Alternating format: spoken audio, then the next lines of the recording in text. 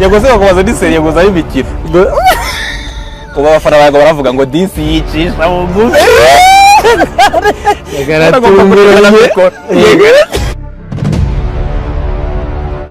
bwakeye neza ni ku manywa y'ihangu y'itariki ya 12 Gashyantare turi 2022. Yago, Sabe ndetse na Chita Magic bari mu kiganiro kimwe, ibitwenge bizira imbere kandi byose. Umva kakana ari umuririmbyi mutabona binari kuba umunyamakuru Yago, nje mbabwira amakuru yaje ari umuririmbyi turahura Yago yegereze bikuru byabo byumve neza azaba kubita imizigo ejo bundi bazabona wibereye umuhanzi bavuge ngo kandi ngo yatanye noneho nawe ejo bundi uzizira mu muziki batangire ngo uravanze ngubuje nuwabo se umuziki hari abantu bawemerewe n'abatewemerewe ngo kandi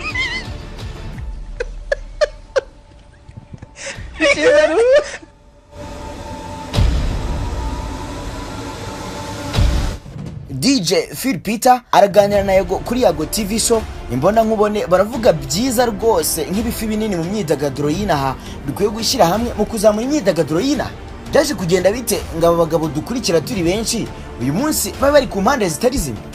Ubundi ubugambanyi buhora buvugwa bububuhe?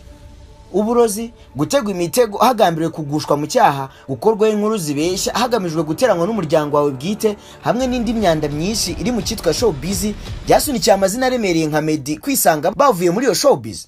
Amazi yarenze inkombe. Abanyamakuru basanzwe mu nkuru za politike ubu ku meza yabo bahafite Yago ndetse nabo yita Gatsiko. Ntega amatwi witonze. Kuva mu ntangiriro z'ukwezi gushize ibintu byashyushye mu ruganda rwa showbiz. Bamwe barasimburana imbere y'ibyuma bifata amashusho bavuga nabi bagenzi babo ngo ni za operation. Mbese nta mutuzo nta mutekano uri muri uru ruganda. Muri make ushatse wavuga ko hahiye umugani wa zamvugo z'ubu. Ibi ngiye kuvuga birasa n'ahatari bishya mu matwi yawe. Unyujije amaso mu biganiro maze igihe ureba ku rubuga rwa YouTube byuzuyemo ubugambanyi, guterana amagambo, guhigira kuzagira n'aba bandi. Hari n'abamaze gufata iya mbere biyemeza guhunga udutsiko tw'abantu bagambiriye kubagirira nabi. Si ibyo gusa kuko wanabonye cyangwa se wasomye amakuru y'abantu bavuga ko barozwe, inkumi zivuga ko zahohotewe na bamwe mu bantu bazwi mu ruganda rwa showbiz. Nibyo gusa se? Oya, hari n'amashusho y'urukoza soni amaze iminsi acicikana, urebye neza wasanga no muri telefone yawe yarageze. Nyirayo yavuze ko yafasha bizi neza kandi yaciye impaka z'abantu bari bamaze igihe bamwibaza. Ariko kandi uko sesengura cyangwa se ukareba neza ni intambara y'amagambo iri hagati ya Nyarwaya Innocent Yago, uzabakiro uzwi nka Jad, DC Clement, Murungi Sabe, Murindahabirene n'abandi batandukanye, ashinja ko kuva mu myaka inishize bamukoreye icarubozo kandi ryatumye atinya rubanda. Mu kiganiro aherutse kugira ku muyoboro wa YouTube, Yago yumvikanishije ko bari abakoresha YouTube bagiye bamugambanira, babyinagaza izina rye, bavuga ko aririmba nabi, bamutega abakobwa, yewe ngo hari n'igihe bashatse kumurogesha binyuze mu gushakisha umusatsi. Yavuze ko azagaruka mu Rwanda igihe bari bose ashinja kumwica nabi bazaba bamusabye imbabazi. Ariko kandi ku rutonde rw'abayasabye kumusaba imbabazi yanavuzemo Rocky Kimomo, Prince Kiss, Bruce Melody, Ingo Yagabiye Inka Kayanga, Producer Element ndetse n'abandi. Mu kiganiro yagiriye ku rukuta rwa X mu ijoro ryo ku cyumweru ku itariki ya 2 Nzeri 2024, Jad usanzwe ari umunyamakuru wa ICY FM yumvikanishije ko atiteguye gusaba imbabazi Yago. Gushwana kwa Jad na Yago bishingiye cyane ngo kubugambanyi Jad yamugiriye mu gitaramo yakoze mu Kuboza 2023. Abajijwe niba ataragerageje guca intege igitaramo cya Yago cyo mu Kuboza 2023, Jad yasubije ko muri kiragiye ahubwo Yago ngo yabadukiriye. Kuri we imbabazi muri showbiz ni nk'umugani. Uyu mugabo yakomeje avuga ko atiteguye gusaba imbabazi Yago kuko ntacyo umutima w'umushinja kandi ntiteguye koroshya imvugo ye kuko nta muntu woroshye muri iyi mihanda. Yavuze ko yagiye avuga ibintu byinshi ahubwo rimwe na rimwe abantu bagiye babifata uko babishaka. Jad yibutsa ko ibibazo bye na Yago byatangiye ubwo yatangiraga kugaragaza bamwe mu bakobwa bivugira ko yabateye inda. Agira ati nta mbabazi nzasaba mu byumve. Wowe Yago ukurugutura amatwi yawe urantegeka gusaba imbabazi wowe urabona ndi umwana? Jad yashimangiye ko nta kibazo afite kuri Yago kandi ntiyateye intambwe yo kumusaba imbabazi mu gihe azi neza ko ntacyo yamukoreye. Uwitwa K-John, umwe mu bapromota ba mbere babayeho wanafunguye YouTube channel mu Banyarwanda ba mbere, yavuze ko azi neza ko Brian na Jad bijunditse Yago bitewe nuko mu gitaramo cye yakoresheje Phil Peter yanga gushyiramo Brian. K-John avuga ko muri kiriya gihe Brian yari afitanye ibibazo na Yago ariko ko bitari byagatutumbye. K-John avuga ko yaretse gukora ibiganiro ku rubuga rwe rwa YouTube kubera Mulungi Sabe wa Isimbi TV. Ni ibintu avuga ko ahuje na Yago kuko nawe aherutse gukora ikiganiro avuga ko mu bihe bitandukanye Sabe yagiye yitambika imishinga. Uyu mugabo uri mu bagize uruhare mu iterambere ndetse n'izamuka ry'imyidagaduro mu Rwanda yavuze ko mbere yuko Sabe ashinga Isimbi TV yari afite umuyoboro wa YouTube witwa Rwanda Online warwanyaga u Rwanda. Icyo gihe ngo bashyiragaho ibintu bituka u Rwanda bisenya igihugu, ndetse ngo kuri uyu muyoboro Sabe yanashyiragaho amashusho y'urukozasoni. Kejon avuga ko yatanze ikirego mu rwego rw'igihugu rw'ubugenzacyaha. Sabe aritaba nyuma y'amasaha make amushinja gushaka kumufungisha. Kejon anibutsa ko ariwe wakoze ibiganiro bya mbere na Shadibu Fofodensa, Ange Strawberry ndetse n'abandi, kandi ko Sabe yagiye amwinginga amusaba ko yamuhuza na bari abantu akabatumira akabikora, ariko nyuma ngo batumirwa bose ntibongera kumuvugisha. Uyu mugabo yavuze ko Sabe yari inshuti ye ngo ariko yaramuhemukiye. Yibuka ko mu 2020 ariwe muntu wari ufite umuyoboro wa YouTube wakurikirwaga cyane kuko yari afite abasubscribers barenga 200,000. Kejon yavuze ko ashingiye ku byanyuzemo n'ubugome yakorewe n'abantu banyuranye yahisemo guhagarika ibiganiro yakoraga kuri YouTube. Yibukiza abantu ko ariwe muntu wa mbere watumiye kuri YouTube witwa DJ Brian. Gusa ngakimara gukora ibiganiro ku Isimbi TV niyongeye kumwita. Ati narabahamagaraga ntibamfate, ngeze aho ndavuga niko mbona batumirwa ndi kuzana bose bari kubatwara nuko mbaza nabi habaye. Uyu mugabo ngo yanahawe uburozi ngagerageza kwiyahura. Kejon yavuze ko yarozwe ndetse n'abarimo Patty Cope na Young Grace bazi neza urugendo rw'uburwayi bwe kubera ibintu nk'ibi by'amashyari. Uyu mugabo yavuze ko akimara guhabwa uburozi byamusabye kujya ku Gisenyi avurwa n'umubyeyi w'umwe mu baririmbyi bari mu itsinda rya The Same, aho yagize ati niwe wamvuye uburozi bw'ishowbiz. Kejon wo avuga ko ibyo yagavuga yemeranywa nawe kuko nawe ibihe nk'ibyo yabiciyemo. Yibutsa ko hari igihe yigeze kugerageza gufata umugozi ashaka kwiyahura, avuga ko ngo ibyo bintu yabonaga nta nyuma. Yavuze ko hari igihe yicaraga ngo akabona umuntu udahari. Yaragize ati showbiz irimo ubugome, abantu barashaka kwica bagenzi babo. Uyu mugabo yasobanuye byinshi, anavuga ko amashyari aba muri showbiz yamurenze bw'igihe kimwe umukobwa yamusuraga iwe bwacya mu gitondo agashaka boxer yakayibura. Ati umukobwa yantwaye boxer ndayibura ndayishakisha nyuma ndamuhamagara, hanyuma umuntu arambwira ngo nutajya kuri runaka ntuzakira. Aba bantu nabagome. Nk'umwe mu bareberera imyidagaduro yifuza ko RIB ikwiye gushaka telefone z'abarimo Emi Nyawe, Brian, Jihad n'abandi Yago yashinze ko bamugambaniye igihe kinini. Ati barebe bafata izo telefone zabo nabo birebe. Uyu mugabo yavuze ko bitumvikana ukuntu hari abantu birirwa bavuga kuri Muyoboke Alex, David Bayingana ndetse n'abandi bakoze ibishoboka byose kugira ngo myaka 30 ishize umuziki w'u Rwanda ubugeze ku rwego ugeze uyu munsi. Iyi nkuru ireshya cyane episode ya Yago n'abavuga ko bamurwanya izarangira ite? Nawe ufite amatsiko? Jubuni nitwa Eric. Rukundo, amateka, politike, ikoranabuhanga, ubuzima n'izindi ngingo nyinshi zo tuganira kuri channel. Ngwaye ikaze.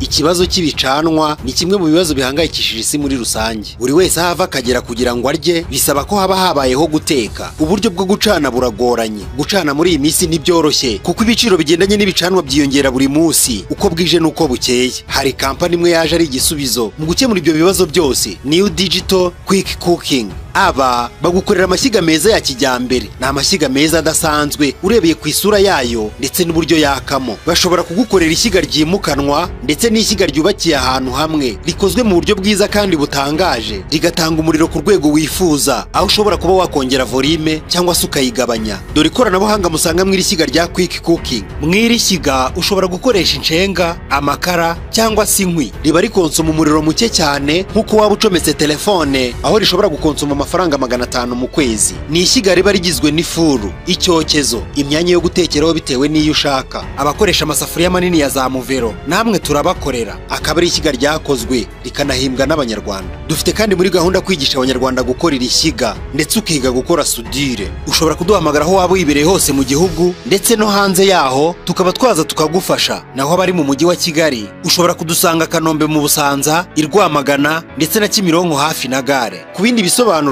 waduhamagara kuri nimero ziri kuri ekara yawe. New Digital Quick Cooking, cana neza kandi heza ndetse uzigame 80% yayo wari bukoreshe.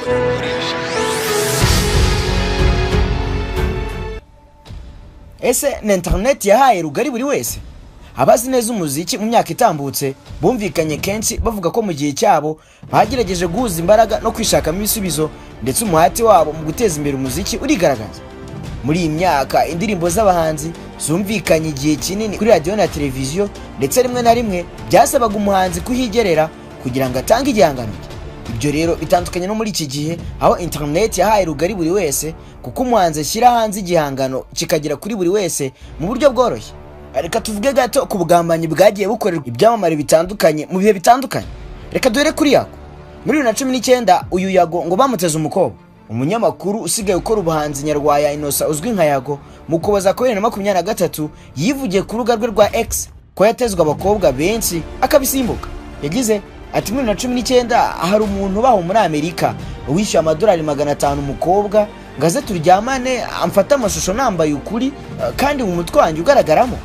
Yakomeje agira ati uwo muntu yishyuye uwo mukobwa amadolari 200 ngaze tubanze turyamane ubundi afata ayo mashusho ayamwoherereze abane kumuha andi madolari 300. Ndashimira uwo mukobwa kuko yambwije ukuri, ambwira kuko yanyumvaga atari ko yansanze. Yanyeretse ubutumwa bwose nanjye mfata amashusho yabo ndabibika. Mu bihe bitandukanye Riderman nawe yatangaje ko yasimbutse uburozi. Muri 2014 wabaye umwaka urura ku muraperi Riderman kuko yarozwe inshuro ebyiri zose ariko arabusimbuka. Yigeze kuvuga ko yatashye maze ageze mu rugo aruka amaraso kubera uburozi yari yarahawe. Yigeze kuvuga ati mu myaka ya 2014 navuga ko aribwo nanyuze mu bihe bikomeye. Hari ubwo bigeze kundoga ndataha ngeze mu rugo nduka amaraso mererwa nabi cyane. Ibi byabaye kuri Riderman nibi nahuje na Mani Martin kuko nawe bigeze kumuroga mu rurabo yakiriye ariko urubyiniro. Yigeze kuvuga ati umukobwa yampaye ururabo ndi kuri stage barafotora ndishima kuko najyaga mbibona mu bitaramo bikomeye. Tugiye gutaha arambwira ngo harimo impano urabonze kurufungurira ku buriri urabizi gira amatsiko mvuye mu modoka yadutwaraga nahise ndufungura ni nabyo byankijije nasanzemo inzara nk'izigisiga nk'iryihene cyangwa imbwa ari gitose bimeze nkaho aribwo bikiva mu kinyabuzima cyabyo. Ntagize ubwoba butarabaho. Witwa Amag the Black ubwo yateguraga igitaramo cyo kumurika album ye yisubishingwe yafashwe n'uburwayi butunguranye ariko yaje gusanga ari uburozi yari yarahawe. Ibyo byose rero birashimangira ko ibyo yagavuga ko ari ubugambanyi buri mu showbiz bishobora kuba bifite ishingiro. Kuva itabagwe kugera Lagos yagoyimye amatwi urucantege ku nzira igana ku nzozi ze mu muziki. Ubundi amazina ye yose ni Nyarwaya Innocent, yavutse mu mwaka w'1995. Byumvikane ko ubaza neza uyu musore afite imyaka 29. Yavukiye muri Uganda ariko ubundi wabo ari n'ababyeyi batuye nitabagwe mu karere ka Nyagatare mu ntara y'Iburasirazuba. Yakoranye umutima n'urukundo rw'umuziki ariko ntibyamworohera kuwukora mu myaka ye y'ubuto. Yize amashuri abanza ku ishuri banza rya Gishuro ahazwi nka Tawagwe muri Nyagatare. Amashuri yisumbuye ayiga ku ishuri ryisumbuye rya Rutonde aza kuyarangiriza kuri St. Aloys Rwamagana aho yari mu DJ ku ishuri. Muri 2015 akirangiza amashuri yisumbuye yinjiye mu itangazamakuru akora kuri Goodrich TV aza kuhava ajya kuri TV10 ari nawe yamenyekanye cyane nk'umwe mu banyamakuru b'abahanga. By'umwihariko nk'umuntu wakuze ukunda umuziki mu itangazamakuru ntiyagiye kureba umuziki kuko ibiganiro yakoze bwa mbere akigera kuri televiziyo byari by'imyidagaduro. Asa n'uwari urimo kwiga uko abahanzi yakuze arebera aho babigenje kuko nyuma yo kumara hafi imyaka 5 ari umunyamakuru w'imyidagaduro yaje gutangira urugendo rwo gukora umuziki. Urugendo rwo muri muzika yarutangiriye ku ndirimbo yise Suwejo, indirimbo yakiranywe urugwiro n'abanyarwanda ndetse n'abari basanzwe bamukunda mu biganiro yakoraga kuri chaîne ya YouTube. Iyi ndirimbo yagarukaga ku rugendo rwe kuva avutse, ubuzima avuga ko budafite formule yabayemo ubwo yari itabagwe, nyuma Imana ikaza kumukura ku cyavu none akaba arimo afungura champagne. Iyi nkuru ireshya cyane episode ya Yago n'abavuga ko bamurwanya izarangira ite? Nawe ufite amatsiko? Nuko nsoje. Jyubundi nitwa Eric. Rukundo, amateka, politike, ikoranabuhanga, ubuzima n'izindi ngingo nyinshi zo tuganira kuri channel. Nawe butaha. Turi mu isi yaho kwambara bifite ijambo rinini kuki abantu bari bukuvugeho cyangwa se uko bari bugufate bakikubona bwa mbere. Bibaho kenshi ko umuntu yakambara neza ariko ntaberwe. Kwambara neza icyarimwe ukanaberwa bishobokera gusa umuntu wambitswe n'amagari fashion. Ubu inkuru yabaye kimomo. Tudoda imyenda y'ubwoko bwose, yaba y'abagabo, y'abagore, y'abana n'izindi ngeri zose. Umwihariko wacu turaba mbere mu kudoda costume nziza cyane umwenda wambara ukubonye wese agakoma yombi. Si ibyo gusa kuko namwe abakeneye impuzankano uniform, ibyo ni ibintu tuzobereyemo cyane. Tudodera ibigo by'abanyeshuri, abashinzwe umutekano, amaresitora, amahoteli n'abandi mwese mukeneye impuzankano, byose tukabikora mu mabara na size mwahisemo. Ibiciro byo ntibibakange ni nk'ubuntu. Akarusho kandi twigisha kudoda. Dufite abarimu b'inzobere ku buryo umunyeshuri wigiye muri Mbagariye Fashion mu gihe gito gusa aba ari intyoza ku isoko ry'umurimo. Dufite kandi dry cleaner ifura imyenda y'ubwoko bwose, ntidukangwa n'ibizinga. Uyize uyaza rero dusanga aho dukorera Kicukiro Zenia, cyangwa duhamagare kuri izo nimero ziri kuri screen yawe. Mbagariye Fashion, we make the difference.